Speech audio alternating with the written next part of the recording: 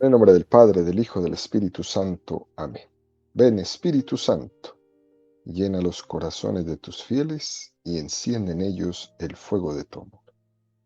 Envía tu Espíritu Creador y se renovará la faz de la tierra.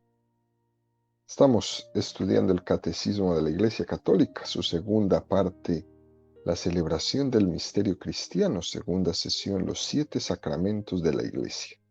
Capítulo tercero, los sacramentos al servicio de la comunidad.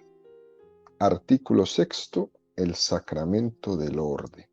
Estamos en el segundo apartado de este artículo, donde el Catecismo dedica 14 números al estudio del tema que tiene como título el sacramento del orden en la economía de la salvación.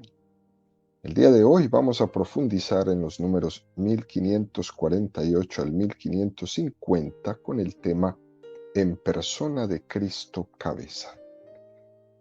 De hecho, el catecismo deja una frase latina que se usaba anteriormente para hablar de este tema. En persona Christi capitis, en persona de Cristo cabeza. Y si hace este matiz pequeño de Cristo cabeza, porque todo cristiano bautizado actúa en nombre de Cristo. Pero lo específico, lo propio del presbítero, es que él actúa en persona de Cristo cabeza. Eso es interesante y lo vamos a ir desglosando durante esta catequesis.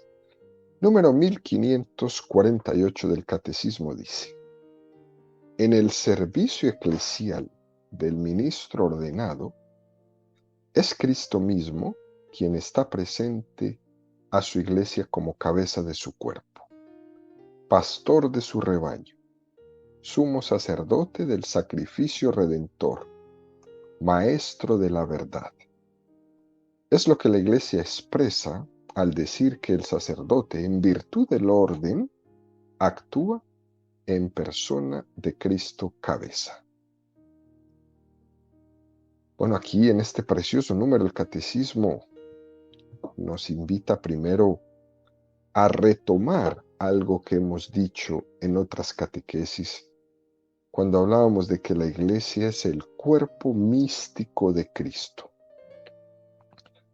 que cada uno tenemos una inserción singular en ese cuerpo místico de Cristo, que todos tenemos un lugar en el que somos piedras vivas en la construcción de ese cuerpo místico, pero que no todos tenemos la misma vocación dentro de él, que la cabeza de ese cuerpo es Cristo, y ese Cristo nos lo presentan de una manera muy hermosa: sacerdote, redentor, maestro, pastor, rector. Son expresiones muy hermosas del liderazgo que le damos a Jesucristo en la vida de la iglesia. Y fíjense, queridos amigos, esta imagen del cuerpo no tiene nada que ver con la imagen de algo comunitario, asambleario o democrático incluso. Esta es una imagen que hace referencia a que existe una presidencia, una cabeza, y que esa cabeza es Jesucristo. Y esto es un don muy grande que tiene la iglesia. En nuestra cultura actual es posible que esto no sea suficientemente estimado. El que Jesucristo presida, esté enfrente, esto no es necesariamente estimado en esta cultura. Menos el que Él haya dejado en su iglesia un ministerio de presencia para liderar ese cuerpo místico en manos de aquellos que han recibido el orden sacerdotal. Pero es verdad que existe así. Así es como Dios lo ha diseñado, lo ha querido. Y esa manera de quererlo ha sido por pura misericordia. ¿Sí? No es ningún privilegio concedido a nadie, es un don recibido por pura misericordia, porque el hombre está como oveja sin pastor. Y normalmente estamos necesitados de ser conducidos, de ser guiados, de ser regidos. Fijémonos, queridos amigos, a veces no entendemos la autoridad como un don. Y esto me lleva a preguntarme, ¿acaso la autoridad de mis padres no fueron un don para mí? La autoridad de mis padres no fue un privilegio a costa mía, fue un don que Dios dio a mis padres en el seno de mi familia para que ellos sirvieran con esa autoridad para mi bien. Por tanto, la autoridad es un don, solo que en nuestra cultura tan relativizada, donde predomina el que cada uno quiere ser artífice de su propia vida sin importarle lo demás, donde nadie quiere creer en nada, donde cada uno piensa que tiene su propia verdad, en un mundo así hace que se ponga bajo sospecha, a que se mire con recelo todo aquello que tenga una especie de concepto de autoridad, de ser rector. Esto es muy fuerte porque cada vez más existen los conflictos familiares entre padres e hijos por este punto, por no descubrir que la autoridad de los padres es un don. Entonces los hijos ya quieren mandar a los padres. Incluso se quiere contraponer el valor de regir, de gobernar, de ser pastor, de ser maestro, de presidir. Todo esto se quiere contraponer con otros valores como es la corresponsabilidad, la comunión, la participación. Pero lo cierto es que no es incompatible ni es contradictorio, porque nosotros en el seno de la iglesia, cuando hablamos de comunión, cuando hablamos de corresponsabilidad, de compartir la tarea de la iglesia, no estamos hablando en términos sociológicos, ni con esquemas de orden político democrático, porque es que esos esquemas de orden político que estamos viendo el día de hoy hacia el fracaso todo, se parte de que el poder lo tiene o proviene del pueblo. Pero en la iglesia no. En la iglesia nosotros creemos que el poder, la autoridad provienen de Dios, vienen de Jesucristo, no del pueblo. Porque es Cristo el que gobierna a través de esa estructura que Él mismo ha dejado, de esa estructura sacramental que Él mismo ha puesto en la iglesia. Cuando hablamos de comunión y de corresponsabilidad, son conceptos que son muy nuestros, pero son conceptos que hablamos desde una parte teológica, no sociológica. En sociología, por comunión, por corresponsabilidad, las personas entienden que es un consenso, que son el voto de la mayoría. Pero teológicamente no se entiende así. No se entiende así. Jesús tuvo una gran comunión con los apóstoles, pero también les contradijo en muchas cosas. Jesús daba a entender que la autoridad recaía sobre él, y eso no significaba que no viviera en comunión con sus apóstoles. Fijémonos, por ejemplo, cuando Jesús le dice a Pedro, tú piensas como los hombres, no piensas como Dios. Una expresión tremenda, ¿no? No estaba rompiendo su comunión con Pedro, pero estaba indicándole que el pensamiento que tenía no era el pensamiento de Jesús, no era el pensamiento de Dios, y le dice, apártate de mí, Satanás. Y le dijo eso porque él era cabeza de esos apóstoles. Jesús era cabeza de esos apóstoles. Los estaba purificando y los estaba protegiendo. Por eso el catecismo nos dice en este número, es lo que la Iglesia expresa al decir que el sacerdote, en virtud del sacramento del orden, actúa in persona Christi capitis, en la persona de Cristo cabeza. Y tenemos que valorar que Jesús dejara esta estructura jerárquica en su Iglesia para poder ser gobernada.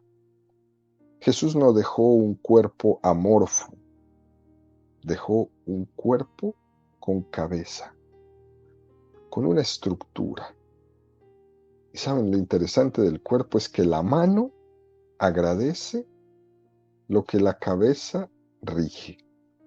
Y lo mismo cualquier parte del cuerpo. Los pies, el ojo, todas las partes del cuerpo agradecen lo que la cabeza rige. Y en este número del catecismo nos va a hacer una referencia a una cita del Papa Pío XII, muy pero muy hermosa, donde el Papa decía, es al mismo Cristo Jesús sacerdote, a cuya sagrada persona representa el ministro, este ciertamente, gracias a la consagración sacerdotal recibida, se asimila al sumo sacerdote y goza de la facultad de actuar por el poder de Cristo mismo, a quien representa. Este texto lo sacamos de la encíclica de Pío XII, Mediatur Dei, y nos lleva a entender donde están muchos pasajes del Evangelio donde se ve cómo Cristo les ha dado la autoridad a los apóstoles. Y esa autoridad que tenía Jesús, que estaba transmitiendo a sus apóstoles, era algo que generaba muchísimo escándalo en su pueblo. El hecho de que Jesús realizara obras revestidas de tanto poder y de tanta autoridad, esto generaba un escándalo impresionante, hasta el punto que ellos mismos preguntaban, ¿quién es este que hasta el viento y el mar le obedecen? Y Jesús respondía algunas veces con esa autoridad, hasta ahora se os ha dicho, ojo por ojo, diente por diente, pero yo en cambio os digo. Y entonces Jesús está corrigiendo el Antiguo Testamento. Imagínense ustedes qué escándalo en ese pueblo de Israel. Jesús está matizando el Antiguo Testamento, está dándole una nueva interpretación. Y todos se levantaban enfurecidos. ¿Y qué autoridad tiene este para venir a corregir a Moisés? ¿Qué autoridad tiene este que dice que es capaz de interpretar con autoridad las escrituras, cosa que no hacían los escribas? Y Jesús lo hacía.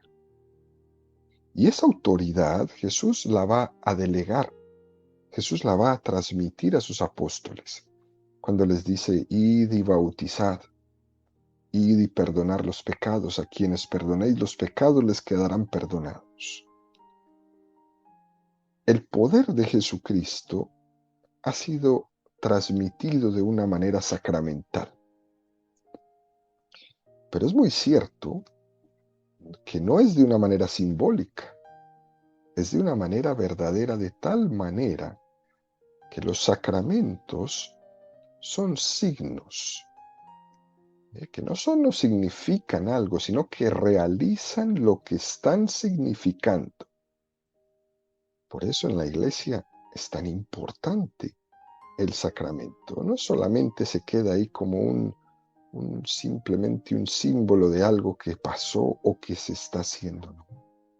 Eso se está significando.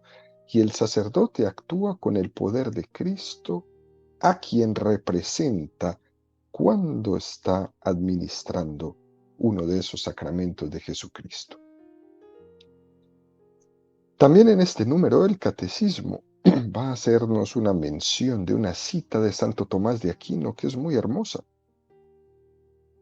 Cristo es la fuente de todo sacerdocio, pues el sacerdote de la antigua ley era figura de él, y el sacerdote de la nueva ley actúa en representación suya. Es una cosa muy hermosa la que dice Santo Tomás. En la antigua ley era una figura, en la nueva ley actúa en representación suya. Es decir, el poder de Jesucristo ha sido transmitido. Y esto tiene que llevar al fiel creyente a un momento de mucha seguridad en lo que cree, de mucha seguridad en lo que vive, de mucha seguridad en lo que celebra y mucha seguridad en lo que ora, porque ha sido el mismo Cristo el que ha transmitido a ese sacerdote ese poder para que actúe en representación suya. Y hay un precioso documento en la Iglesia que se llama Presbyterorum Ordinis. Es un decreto sobre el ministerio y la vida de los presbíteros. Es un documento muy, pero muy hermoso y muy profundo, donde vamos a tomar el número 6 de la Presbyterorum Ordinis para que ilumine un poco esto que estamos diciendo. Y dice, los presbíteros ejerciendo según su parte de autoridad el oficio de Cristo, cabeza y pastor, reúnen en nombre del obispo a la familia de Dios como una fraternidad unánime y la conducen a Dios Padre por medio de Cristo en el Espíritu. Mas para el ejercicio de este ministerio, lo mismo que para las otras funciones del presbítero, se confiere la potestad espiritual que ciertamente se da para la edificación. El presbítero está llamado a ser tan hermano como padre, y una cosa no quita la otra. Es un texto muy hermoso que lo va a completar con otro texto muy, muy, muy interesante de San Agustín. San Agustín decía, con vosotros soy cristiano, para vosotros soy obispo. Una cosa muy, pero muy profunda. Con vosotros soy cristiano. Con vosotros como, con vosotros vivo, con vosotros hablo, pero para vosotros soy obispo. El que tiene la autoridad de santificar, de celebrar. Y no voy a mezclar una cosa con la otra, ni tiene por qué. Por eso decía esta Presbyterorum Ordinis, el presbítero está llamado a ser tan hermano como padre, sin que se confunda una cosa con la otra. Y para recalcar esto, el catecismo nos va a ofrecer el siguiente número, el 1549, que dice, por el ministerio ordenado, especialmente por el de los obispos y los presbíteros, la presencia de Cristo como cabeza de la Iglesia se hace visible en medio de la comunidad de los creyentes. Según la bella expresión de San Ignacio de Antioquía, el obispo es imagen viva de Dios Padre. Texto precioso este que nos da el catecismo. El pueblo fiel. Fíjense muchas veces cómo ha tenido esa intención desde el inicio de llamar padre al sacerdote, al obispo. Las personas lo hacen de una manera sencilla. Incluso nosotros sabemos, y como nos acusa el mundo protestante, ¿no? El Evangelio dice, y no llaméis Padre a nadie bajo el cielo, porque uno solo es el Padre, el que está en el cielo. Pero el pueblo de Dios, fiel a la llamada del Padre, cuando le dice Padre a un sacerdote, a un obispo, no está contradiciendo nunca lo que dice el Evangelio. Lo que está haciendo es interpretándolo. Más aún, fíjense, queridos amigos, cuando yo llamo padre o madre a los que me gestaron, no le estoy restando ninguna paternidad a Dios, porque yo reconozco que mi padre, que mi madre, que me engendraron, son imagen viva y han sido un signo de mediación de Dios. A través de ellos, Dios me muestra su paternidad y su maternidad. Si yo le digo padre a mi padre, lo único que estoy haciendo es dándole el lugar de haber sido un instrumento de Dios en mi vida y no le estoy restando nunca a Dios nada. Y esto es muy interesante, queridos amigos, porque este concepto de la paternidad tiene más actualidad hoy que nunca, porque en nuestra sociedad hay una tremenda crisis en el concepto de paternidad. Gracias a Dios, el concepto de maternidad todavía no está tan en crisis, aunque también están ahí pegándole durísimo, pero el concepto de paternidad está por los suelos. La paternidad tradicionalmente es la que ha sido la que asume el papel o el rol de autoridad dentro de una familia como transmisor de los valores, de certezas, de verdades, como seguridad. Y esto al hombre moderno no le gusta, que le den reglas, que le den normas, saber que hay una especie de autoridad, eso al hombre moderno no le gusta. Y por todo esto se ha relativizado tremendamente el concepto de padre, el concepto de paternidad. Y ha hecho que la figura del padre entre en crisis, entre en crisis. Por eso hay una tremenda necesidad de esta imagen del sacerdote como padre, como un padre espiritual de sus fieles, para que pueda suplantar un poco esa tremenda orfandad moral que vive este mundo y que todos sabemos que está sucediendo, pero todos tenemos los ojos tapados.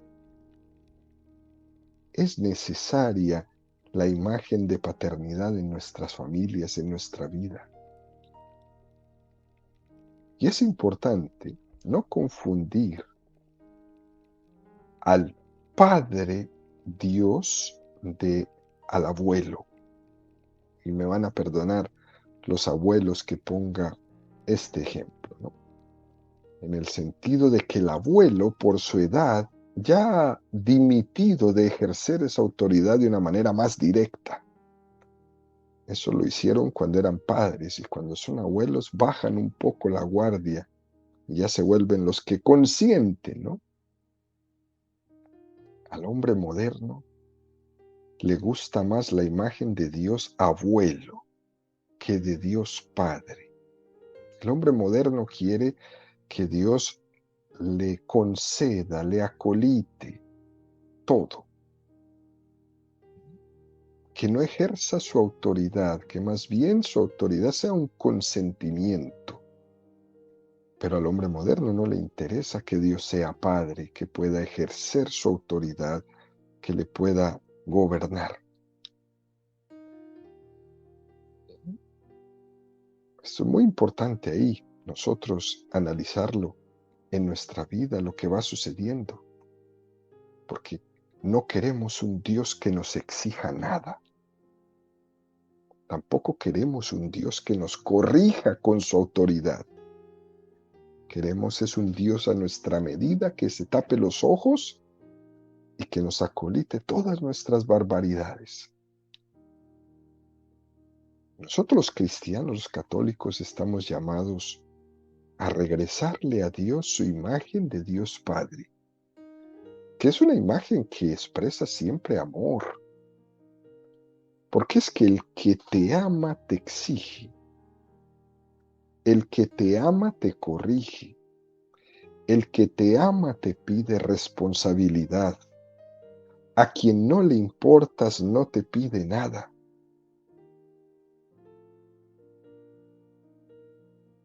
Por eso, queridos amigos, cuando le llamen al sacerdote padre, no crean que le están restando nada a Dios. Es más, el no decirlo tampoco le da a Dios nada. Es simplemente un recordatorio que Dios es mi Padre, que esa paternidad es un don para nosotros, porque estamos necesitando de esos referentes morales, de esos signos vivos, de ese rostro de Dios Padre en nuestra vida.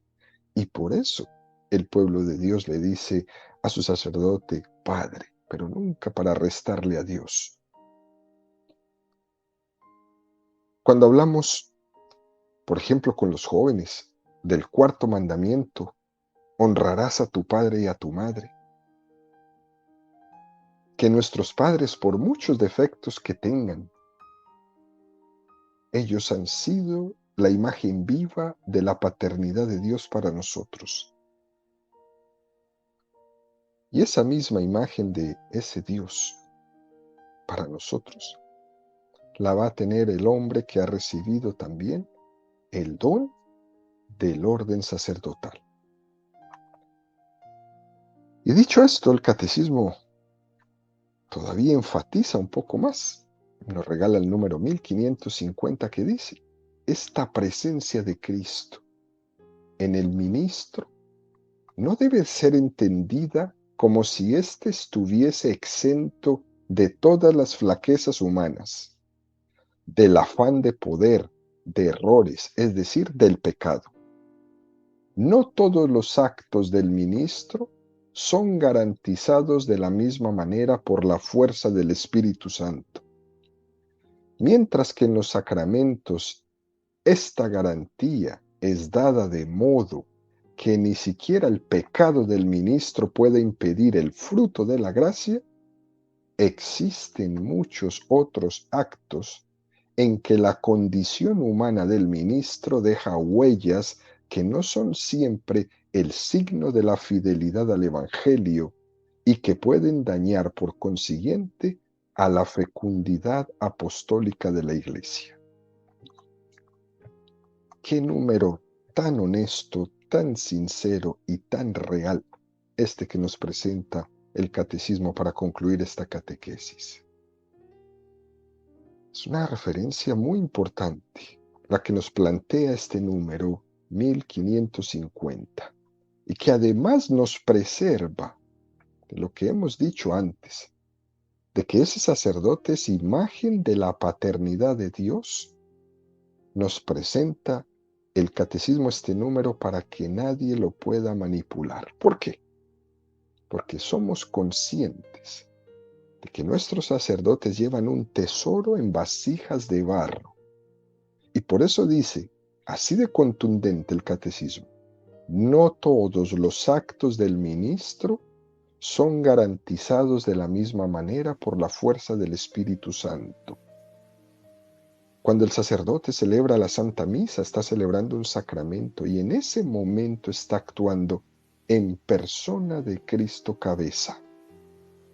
Y el grado de garantía que nos da el Espíritu Santo es total. Incluso si ese sacerdote se encontrara en pecado mortal, esa Eucaristía sería igualmente válida que si se encontrara en gracia. El grado de garantía que nos da el Espíritu Santo es total. El sacerdote que celebra ese sacramento con la intención de hacer lo que hace la Iglesia está siendo garantizado y es efectivo y eficaz por la acción del Espíritu Santo. Otra cosa será cuando un sacerdote celebra, por ejemplo, la misa y no pronuncia las palabras de la consagración, o no utiliza el pan, o no utiliza el vino. No se puede pedir en esos casos, cuando no se es fiel, que haya una garantía de que el Espíritu Santo confiera aquello que ese sacerdote está realizando. Se le pide al sacerdote lo mínimo para que el Espíritu Santo haga lo máximo, pero él tiene que poner lo mínimo. ¿Eh? Lo mínimo de fidelidad para que ese sacramento sea esencialmente válido, aquello que se está celebrando. Y por eso, queridos amigos, es importante cuando leemos un número como estos tan contundente y tan humano, que lo que podamos hacer es rezar por la santidad de los sacerdotes. Rezar para que cuando un sacerdote esté predicando, ojalá esas palabras que está expresando las haya escuchado de Jesús mismo en el momento que hace oración. Yo creo que la mayoría de los sacerdotes que el Señor me ha permitido conocer hacen esto. Escuchan a Jesucristo y eso es lo que predican. No se están escuchando a sí mismos, ni sus ideologías, ni sus pensamientos personales, sino que son esa imagen viva de ese Jesucristo que está hablando a su pueblo a través de ellos. Y se ponen en esa dinámica de que el Señor fluya a través de ellos. Y es más, cuando el sacerdote predica, también se está predicando a sí mismo. Y es muy importante recalcar esto, que el sacerdote no está libre de flaquezas humanas, de errores, de pecados, de ambición, de poder. Eso es lo que está diciendo este número del catecismo. Ellos no están libres de los escándalos. Y muchas veces el sacerdote tampoco nos ha dado testimonio de vida. Y por eso tenemos que rezar. A muchas personas puede ser que cualquier antitestimonio de vida les puede generar un escándalo que se aleje de la fe. Pero es importante también el que debamos tener la fe suficientemente madura para cuando uno ve un mal testimonio, no alejarse de la fe, al contrario, es una oportunidad para rezar con más intensidad. Y eso no quiere decir taparse los ojos ante la realidad, quiere decir orar para que esa realidad cambie. Claro que todos quisieran que sus sacerdotes fueran santos, pero recuerde que nuestra fe está puesta es en Jesucristo, en el sacerdocio de Jesucristo, no tanto en la personita del Padre tal o del Padre tal, sino en lo que Él representa, en su unión sacramental con Jesucristo, en su sacerdocio. Y por eso, aunque el Padre tal o el Padre tal pueda fallar, eso no significa que el sacerdocio es un desastre. O como dicen algunos de una manera un poco inmadura, es que todos los curas son iguales, eso no es verdad. Y tener eso más o menos claro, queridos amigos, nos preserva de muchos escándalos. Y nos preserva sobre todo de no alejarnos de Dios. Además de que tenemos que tener claro que ante Dios cada uno responderá por sus acciones. Cada uno. Y Él será el juez. Por tanto, nuestra actitud ante cualquier situación, tiene que ser siempre una actitud de oración para que el Señor preserve a nuestros sacerdotes y también si alguno se encuentra en algún momento en una dificultad, para que le dé la fortaleza para salir de ella. Porque ese sacerdote será sacerdote para siempre, como lo hemos dicho en las catequesis, según el orden de Melquisedec. Y esto lo digo con mucho cariño, porque nosotros los fieles tenemos una fuerza muy grande para motivar a los sacerdotes a permanecer fieles en su vocación, a que sigan luchando cada día por lograr una mayor conversión, a que hagan bien su trabajo, a que sean felices en su vocación. Eso los fieles tienen ahí una tarea importantísima. Cuando un sacerdote ve que sus fieles le buscan, confían en él, participan en su vida, viven la vida de gracia, es difícil que el sacerdote no se toque interiormente y que este testimonio de su comunidad no le mueva a un compromiso más grande, a un amor más grande a su vocación, a una conversión continua. Jugamos un papel importantísimo en la vida de nuestros sacerdotes. Cuando vemos que los fieles se confiesan, cuando buscan sinceramente la santidad, eso es una motivación tremenda para nuestros sacerdotes. Tantas veces el Señor pone en el camino de los sacerdotes almas mucho más santas que ellos, para que simplemente se puedan preguntar, ¿será posible que te sirvas de mí para encontrarte con esta persona que es mucho más santa que yo? Eso les mueve, les anima, les preserva de tantas cosas, porque al fin de cuentas el demonio siempre está detrás de sus pasos, pero el Señor está ahí también para que su pie no tropiece en la piedra. Nosotros jugamos un papel importantísimo, porque ese tesoro de la fe que se lleva en manos de barro, en vasijas de barro. Tanto la comunidad como el sacerdote caminando juntos, renovamos cada día nuestro compromiso que es con Jesús, sumo y eterno sacerdote.